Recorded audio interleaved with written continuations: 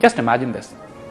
कायद आज़म इस बात को वाज़ेह कर रहे हैं कि इकोनॉमी के लिए हम नहीं कर रहे कि बेहतर इकोनॉमी हमारी हो जाएगी, इस्लाम की रूह को कायम करना और हमारे लिए जिंदगी और मौत का मसला है। ये जिंदगी और मौत का मसला इस्लामिक आइडियोलॉजी है, रोटी नहीं है। This is Quaid Azam, this is real कायद आज़म। आइए आपको असल कायद आज़म और दिखाते हैं।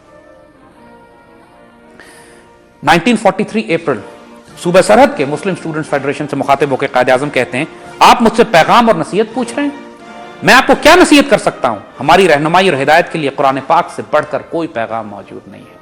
1943 कायद आज़म, ये सेकुलर होते हैं।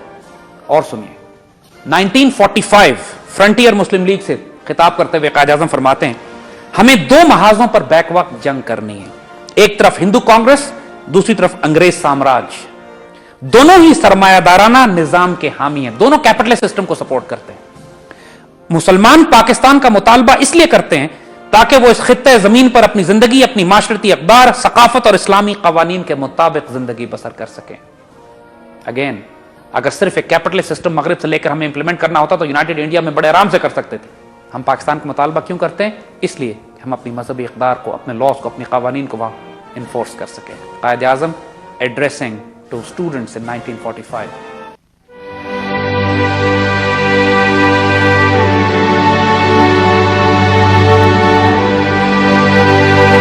इसी तरह 1945 में ईद के मौके पर कौम को पैगाम में कायद आज़म फरमाते हैं, हर मुसलमान को याद रखना चाहिए कि कुरान सिर्फ मजहबी और इखलाकी तालीमात तक महदूद नहीं है। जाहिलों के अलावा बाकी हर एक इस बात से आशना है कि कुरान एक मुकम्मल ज़ाब्ता हयात है।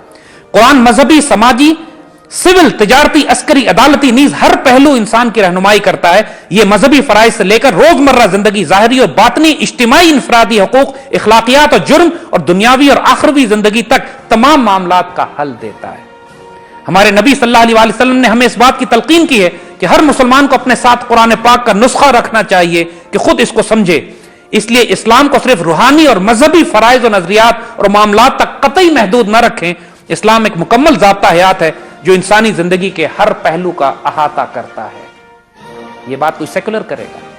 1945 ईद के पैगाम में कायद आज़म अपना डिसाइसिव रोल मॉडल कुरान और सुन्नत रसूलुल्लाह सल्लल्लाहु अलैहि वसल्लम को फरमा रहे हैं और उम्मत को नसीहत कर रहे हैं कि कुरान अपने हाथ में रखो और अपनी जिंदगी की रहनुमाई हिस्से लो।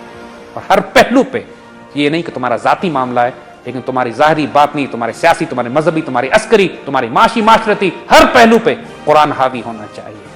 ये है कायद आज़म। आइए आपको और दिखाते हैं। 1945 में कायद आज़म ने एक बहुत खूबसूरत खुतबा दिया। लोग ये एतराज करते हैं और आज भी एतराज करते हैं कि आज़ादी हमने सिर्फ इसलिए हासिल की थी कि चलो अपनी अंग्रेजों से बच जाएंगे, वही बात जो इकोनॉमिक प्रॉब्लम्स हमें वो से हम दूर हो जाएंगे।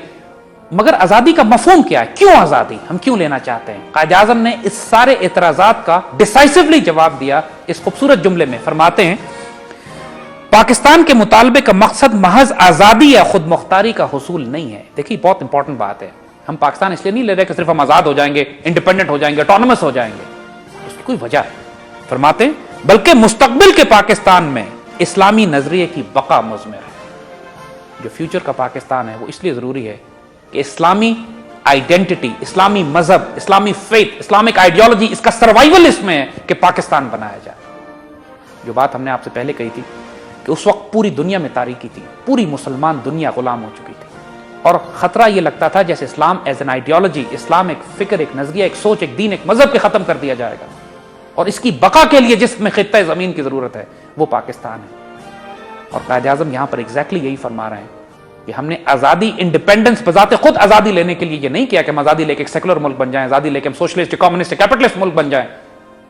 फरमाते हैं कि हमने आजादी इसलिए ली है कि इसमें दीन की बका इसी में है। इस्लाम खतरे में पड़ा हुआ है अगर हम पाकिस्तान नहीं बनाया हमने तो। एक ऐसा नजरिया जो हमारे लिए एक नेमत है और हमें उम्मीद है कि बाकी लोग भी इससे इस्तेफादा हासिल करेंगे। और फिर 1946 में इस्लामिया कॉलेज पेशावर में फरमाते हैं कि हम पाकिस्तान का मुतालबा इसलिए करते हैं कि इस्लाम की तजुर्बा गाह कायम कर सके। We want to make it a laboratory for इस्लाम। वहां पे इस्लामिक मॉडल, इस्लामिक सिस्टम कायम करके दिखाएं ताकि दुनिया को पता लगे कि इस्लाम as a living role model, एक living political socio economic system किस तरह का होता है। ये कोई सेकुलर आदमी ये बात करेगा। इसी तरह 1943 اس میں اسماعیل کالج بامبے کے اسٹوڈنٹس کو خطاب کرتے ہوئے قائد اعظم فرماتے ہیں کہ ہم اس بات کا عہد کرتے ہیں اور گارنٹی دیتے ہیں کہ ہم اقلیتوں کے ساتھ ایک انتہائی تہذیب یافتہ حکومت جیسا مناسب رویہ رکھیں گے، بلکہ اس سے بھی بہتر وہ رویہ رکھیں گے جو قرآن میں اقلیتوں کے بارے میں دیا گیا ہے. یعنی جو ماڈرن ورلڈ آج ہمیں ہیومن رائٹ سکھاتی ہے، ہم یہ گارنٹی دیتے ہیں کہ اس سے بہتر ہم ہیومن رائٹس دیں گے اقلیتوں کو، مائنورٹیز کو، کیونکہ ہم اپنی گائیڈنس قرآن سے لیں گے. یہ قائد اعظم فرما رہے ہیں 1943 میں. اگین کیا یہ سیکولر آدمی ایسی بات کرے گا؟ ایک اور موقع پہ قائد اعظم پاکستان کے بارے میں فرماتے ہیں کہ پاکستان ایک ابھرتی ہوئی طاقت اور دنیا میں 5ویں بڑی اسلامی طاقت ہے. پاکستان کو ایک اسلامک پاور کہا ہے آپ نے. اور اسی طرح ڈان اخبار میں 1944 میں قائد اعظم کا ایک انٹرویو پبلش ہوا جس میں ایک امریکن کورسپونڈنٹ نے ان سے پوچھا کہ پاکستان کا نظریہ کس نے دیا ہے. قائد اعظم فرماتے ہیں جب سے پوچھا گیا کہ پاکستان کا نظریہ کس نے دیا ہے، قائد اعظم نے فرمایا ہر مسلمان نے. پھر قائد سے پوچھا گیا کہ اب سوال یہ ہے کہ پاکستان کو کس طرح حاصل کیا جائے، تو قائد اعظم نے بڑی کانفیڈنس سے فرمایا کہ ہم پاکستان کے لیے کوئی بھیک نہیں مانگ رہے اور صرف دعائیں نہیں کر رہے، بلکہ پاکستان کے حصول کے لیے اللہ پر کامل یقین کے ساتھ ہم کام کر رہے ہیں اور انشاءاللہ پاکستان ہمارے ہاتھوں میں، یعنی Pakistan is with in our reach, we can grab it.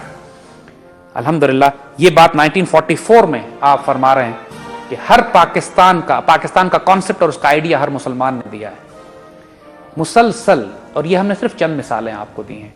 اس طرح کی ہزاروں مثالیں موجود ہیں کہ جہاں قائد اعظم اور ان کے رفقا، ان کے ساتھی، ان کے کولیگز پاکستان بننے سے پہلے مسلسل دنیا کے آگے یہ پروجیکٹ کر رہے ہیں اور بتا رہے ہیں اور فرملی بلیو کر رہے ہیں. اور قائد اعظم سے یہ کہنا نعوذ باللہ کہ وہ صرف جھوٹ بولنے کے لیے، دھوکہ دینے کے لیے یہ ساری باتیں کر رہے ہوں گے تاکہ لوگوں کو ساتھ ملا لیا جائے، اور اصل مقصد ان کا کچھ اور تھا کہ پاکستان بنانے کے بعد اس کو سیکولر ریاست بنائیں گے. ایسی بات کرنے والے بدبخت ہیں، ایسی بات کرنے والے جو اپنے آپ کو آپ کے ماڈرن دانشور کہتے ہیں، وہ غدار ہیں ملک و ملت اور قوم کے. ان کے چہرے اور شکلیں پہچان لیجئے.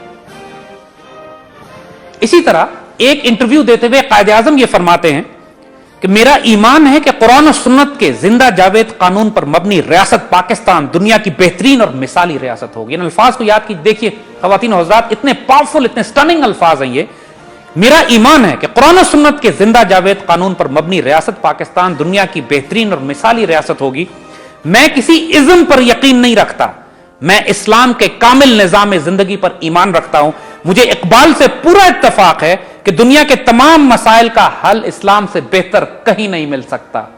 مجھے اقبال سے پورا اتفاق ہے. انشاءاللہ پاکستان کے نظام حکومت کی بنیاد لا الہ الا اللہ پر ہے اور یہ ایک فلاحی مثالی ریاست ہوگی.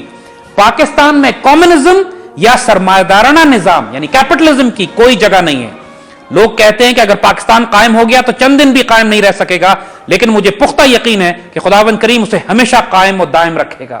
قائد اعظم کا یہ انٹرویو ڈاکٹر سید بدر الدین کے حوالے سے 1970 کے چٹان میں شائع ہوا ہے. اس میں بہت پاورفل الفاظ قائد اعظم نے استعمال کیے ہیں کہ یہاں کسی ازم کی گنجائش نہیں ہے، نہ کمیونزم نہ کیپٹلزم، یہاں اسلام ہوگا. اب بتائیے یہ سیکولر آدمی ایسی بات کرے گا؟ یہ تو ایک ایسا اسلامی انقلابی ریولوشنری ایسی بات کرے گا جس کے بارے میں فرما رہے ہیں کہ مجھے اقبال سے پورا اتفاق ہے کہ دنیا کے تمام مسائل کا حل ہم کو اسلام میں ملے گا. دس is real Quaid Azam, pain Islamist, Islamic revolutionary, ایک انقلابی، ایک اللہ کے رسول صلی اللہ علیہ وسلم کے سپاہی اور مجاہد قائد اعظم ہے. اب سوال کیا جاتا ہے کہ پاکستان کا کانسٹیٹیوشن کیا ہوگا، پاکستان کا آئین کیسے بنے گا. یہ سوال قائد اعظم سے بھی کیا گیا تھا. آج ہم آئین کے مختلف قسم کے ہیلے بہانوں میں پھنسے ہوئے ہیں، خرافات مچی ہوئی ہے آئین کے نام پر کہ آئین میں کیا ہونا چاہیے اور کیا نہیں ہونا چاہیے، اور سود اور ربا اور کفر اور سود کا نظام جو دنیا میں قائم ہے، جو پاکستان میں مسلط ہے. ابھی تک جوڈیشری فیصلہ نہیں کر پائی کہ پاکستان میں سود اور ربا کا نظام ختم کرنا ہے یا نہیں کرنا. کنفیوژن مچائی ہوئی ہے. کیا قائد اعظم کو یہ کنفیوژن تھی؟ آئیے قائد اعظم سے پوچھتے ہیں. 1942 میں الہ آباد میں مسلم لیگ کے اجلاس میں نواب سر محمد یوسف کے ہاں قائد اعظم ٹھہرے ہوئے تھے. وکلا کا ایک وفد قائد اعظم سے ملنے کے لیے آیا، وکیلوں کا ڈیلیگیشن آیا، اور ظاہر ہے وکیل چونکہ فوراً قانونی پیچیدگیوں میں لگ جاتے ہیں. پہلا سوال ہی انہوں نے یہ کیا کہ پاکستان کا دستور کیا ہوگا، کانسٹیٹیوشن کیا ہوگا. پاکستان کا دستور کیا ہوگا؟ کیا آپ پاکستان کا دستور آپ بنائیں گے؟ قائد اعظم فرماتے ہیں کہ میں پاکستان کا دستور بنانے والا کون ہوتا ہوں؟ پاکستان کا دستور تو 1300 سال پہلے بن گیا تھا.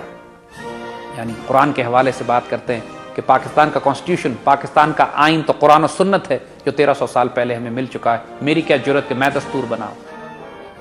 اور وہ بات دیکھیے، اور یہ بات اس مکالمے کو قائد اعظم کے باڈی گارڈ خلیفہ امام الدین بقا نے آتش فشاں کے قائد